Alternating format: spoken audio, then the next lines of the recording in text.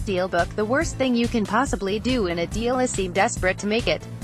President Trump wrote in The Art of the Deal, "That makes the other guy smell blood, and then you're dead." CreditAl Drago for the New York Times, May 21, 2018. So, President Trump suspended his threat, to impose some $150 billion in tariffs on China, heading off a trade war. At least for today, investors clapped their hands and scratched their heads. What had just happened? Didn't Mr. Trump complained just last month of China's unfair retaliation, intended to harm American farmers and manufacturers?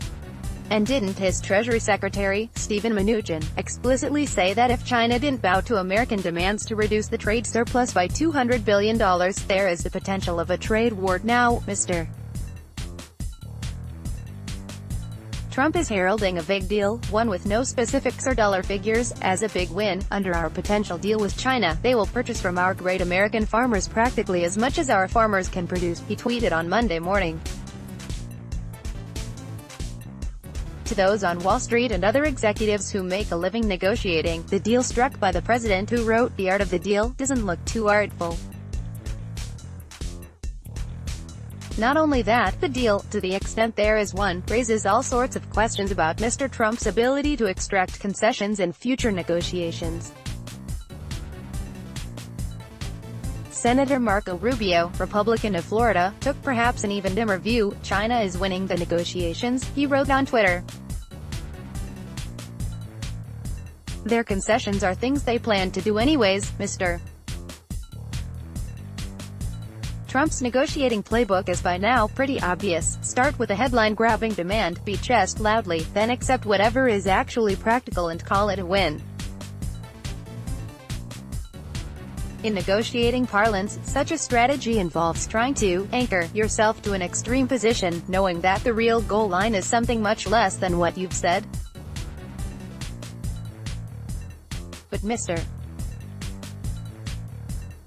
Trump seems to routinely unmoor himself, leaving him exposed to the whims of those on the other side of the negotiating table. Bruce Wasserstein, the revered investment banker who once ran Lazard and negotiated some of the biggest deals of the 1980s and 90s, wrote a passage about the art of negotiation in his book Big Deal, that seems prophetic today. The tendency of inexperienced negotiators, often due to their insecurity, is to be too belligerent and inflexible. Mr. Wasserstein, who died in 2009, wrote, "A little psychology is required on the part of the negotiator. It is therefore important to be reasonable, although not obsequious, and, ideally, to give the other side enough so that its advocates feel that they have made a positive contribution and do not feel resentful." Mr. Trump seems to bend all of the conventional rules of negotiation. He can be both belligerent and obsequious. He was both in his talks with China. His early talk on tariffs was so combative that Senator Ben Sasse, Republican of Nebraska, said at the time, "If he's even half serious, this is nuts." Then the president suddenly became a China jobs booster, instructing his government to find a way to ease up on ZTE, a Chinese telecommunications company that the Commerce Department said had violated sanctions by selling equipment to Iran and North Korea. President Xi of China and I were working together to give massive Chinese phone company, ZTE, a way to get back into business, fast. Mr. Trump wrote on Twitter. "Too many jobs in China lost." His tweet looked like a clear attempt to ingratiate himself with China before the trade talks, but it also broke Mr.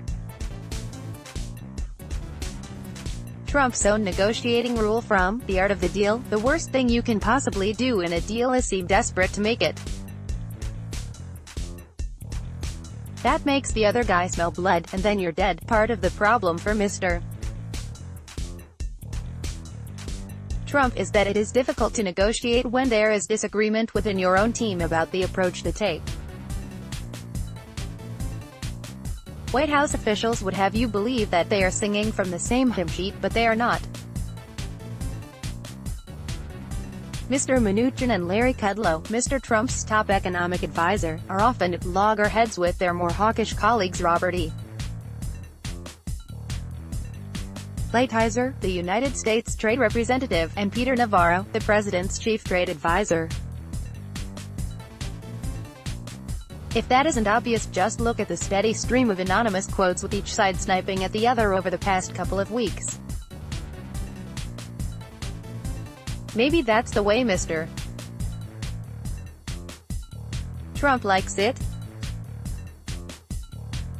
As I reread The Art of the Deal, I was struck by this line: "I never get too attached to one deal or one approach," he wrote. "I keep a lot of balls in the air because most deals fall out, no matter how promising they seem at first. That may be a practical strategy in business, but it gets more complicated when it comes to trade. Or even more high-stakes matters, like North Korea." The page of Mr. Trump's book that stopped me in my tracks was one that might be the one by which he will ultimately be judged. You can't con people, at least not for long. You can create excitement, you can do wonderful promotion and get all kinds of press, and you can throw in a little hyperbole.